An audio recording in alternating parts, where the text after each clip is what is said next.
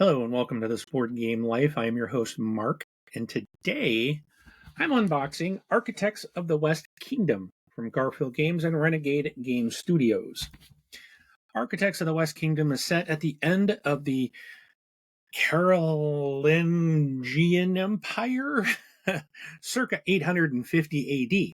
As royal architects, players compete to impress their king and maintain their noble status by constructing various landmarks throughout his newly appointed domain. Players need to collect raw materials, hire apprentices, and keep a watchful eye on their workforce. These are treacherous times, and rival architects will stop at nothing to slow your progress. Will you remain virtuous or be found in the company of thieves and black marketeers? The aim of Architects of the West Kingdom is to be the player with the most victory points at game's end. Points are gained by constructing various buildings and advancing work on the Archbishop's Cathedral. Throughout the game, players need to make a lot of moral decisions. However, only to game's end will their virtue be judged.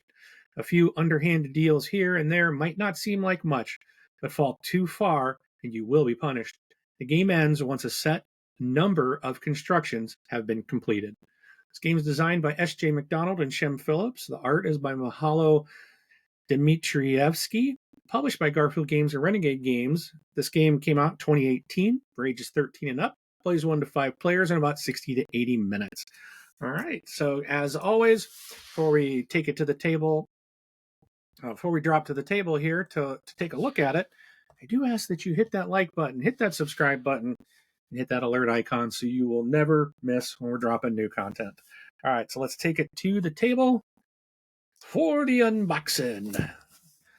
So as if you caught the mailbag video when this came in, you may know I kind of told the story that I played some Raiders of the North Sea before. I played it a couple times, and a friend of mine really likes the game. It was never anything that really interested me. I struggled. I think there's just too many options for my little brain to handle. It always seemed very complicated. So when I had the opportunity to play this one, I will admit I wasn't really looking forward to it. But I'm pretty open to playing anything I haven't played before. And this came up, and this is a fantastic worker placement game. I really do enjoy this game a lot. And like, here's the thing: they got Paladins of the West Kingdom and Viscounts of the West Kingdom. So these games seem to come in threes. So there's like 3 different games in the West Kingdom. I think these other 2 are just expansions for this. I don't remember. So maybe not. These might not be. No, these are. So I think there's expansions to the Architects. There's 2 expansions to the Architects, but then there's 2 more games, which is the Viscounts and the Paladins in the West Kingdom trilogy. So yeah. So keep that in mind. There's a lot, and then they all their little games have trilogies. So there's like Raiders of the North Sea, but there's a couple North Sea games. All right, so we've got our rule book. Looks like I'm gonna assume this is the rule book because there's another book beneath it. So there's all the components, and the board setup, and with your player boards. Looks like there's a variable setup.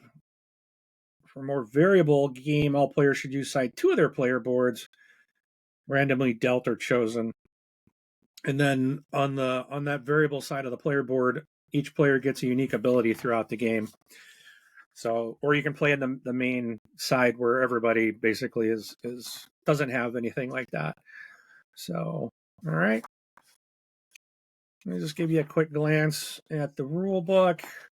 Talks about all the different locations and the cards and whatnot. This is it's 20 pages. Give you an idea of the size of that. I'm not sure what this is. So this says apprentice abilities, building effects, solo play, and a variable setup. So I guess additional. Okay, so it talks about the different apprentice abilities, how to hire an apprentice, building effects. So just kind of and I think they're just explaining the cards a little bit more. Let's see. That's the way I'm understanding this. Carpenter's Hut. So I think if you need some explanation on some of them, what they mean, but here's how to play the game solo. I might have to try that. All right. So we got our player boards. We'll take a quick peek at these. And again, these player boards have two sides. So there's like the kind of standard and the variable. So these are the standard. Shows you how everything scores at the end. And on the other side, there's additional things on the cards, which will be different abilities and things.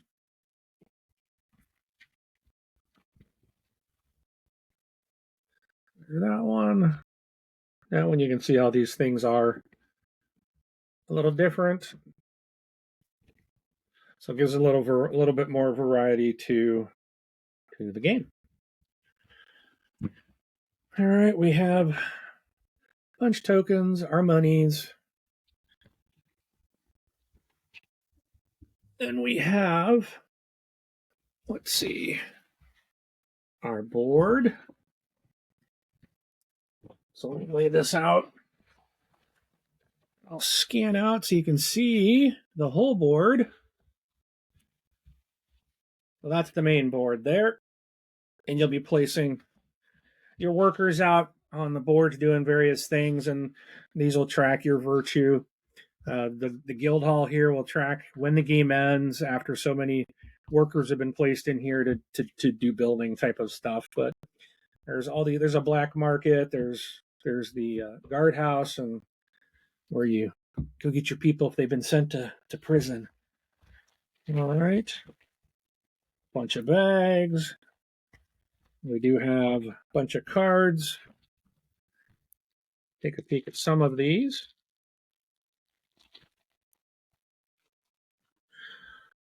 Oh, I don't even remember. I just played this. I don't even know. I don't think we don't remember using these. We may not have used these in our game. I think these were the black. Yeah, these were the black market cards. So they are different. The scrolls were here. I think they go here. I don't remember getting one. I think some of the other players in my game did do something with scrolls, but I don't recall doing anything myself. And then what the heck were these? Oh, this is if you take a debt.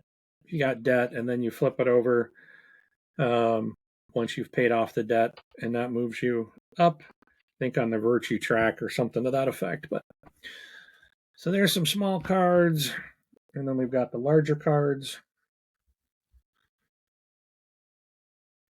Take a peek in here. And these are going to be, there's what, two different kinds? I think, if I recall. Oh, should have just used the tab. No, per usual, can't find the little tab. Like everything else peels off, but there's still that little strip is still hanging on nice and tight. Hate that strip. All right. So we got some solo play set up, 2-player versus bot set up. Here's some black market cards. Or no, these are not the black market cards. Guardhouse. All right, let's go back to the book here and see what it says these things are. I don't remember seeing those either. Maybe we did not use those in our game. All right. So we have, I don't see these even listed here. I don't know what these are for.